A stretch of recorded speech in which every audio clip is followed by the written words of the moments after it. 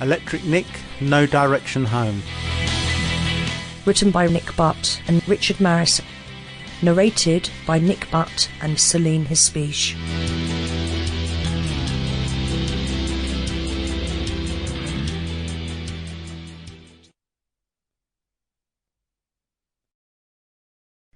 Chapter 1.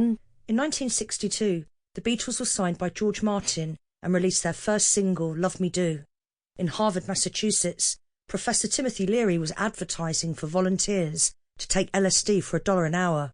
In North London, Nick Butt's family life was disintegrating. I was in a peculiar situation that I didn't understand. Christmas 1962, my paternal grandparents were visiting. They were in a temperance organisation called the Band of Hope, whose motto was, "Lips that touch liquor shall never touch mine." My mother brought the pudding in, poured a whole bottle of brandy across it, and all around the table, then struck a match.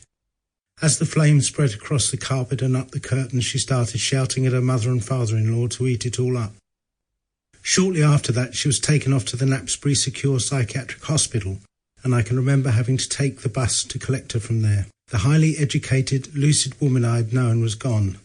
In her place was someone who put on an enormous amount of weight and would sit around farting with her legs on a footstool. She had lost the will to live.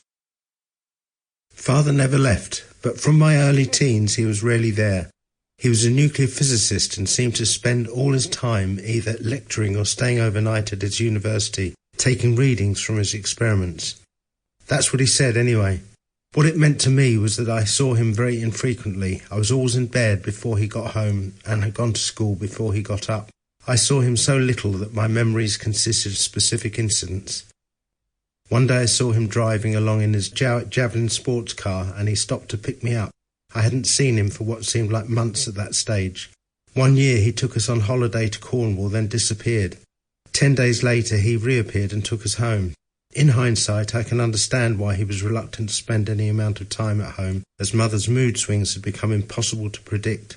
He got home from work one evening to discover the house had been recarpeted and a house full of furniture he couldn't afford had been ordered on hire purchase. It took a letter from my mother's doctor to get the hire purchase agreement for the furniture cancelled, but he was unable to return the carpets. As far back as I can remember, I was fascinated by electronics. It's been said that I was born with a soldering iron in my hand.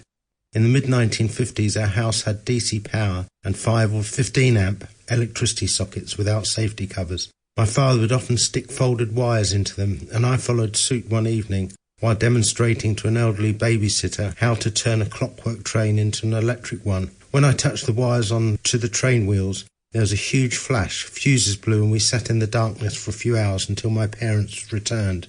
My best friend Jeff's father had been an observer at the bombing of Hiroshima, and I saw some of the unbelievably gruesome photos he took. He was committed to a mental asylum before his youngest daughter was born and never released, leaving his wife to drag up 2 daughters and a son on her own. It's probably obvious why we became close. Another reason for our friendship was that Jeff shared my passion for all things electrical. By the time we were 8, we were using Woolworths components with switches made from baked bean tins to make torches. At weekends, my father would help improve our designs. He taught us to make all manner of buzzers, which we upgraded to shock machines using arc lamp electrodes found in dustbins behind the local government cinema.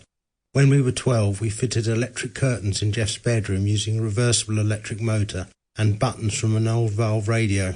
We also built a pirate radio station in my bedroom with a metal washing line as a transmitting aerial. Lyle Street in Soho was the place to go for army surplus electronics in those days, so when Jeff's grandparents gave him some money, we made a pilgrimage there to buy components.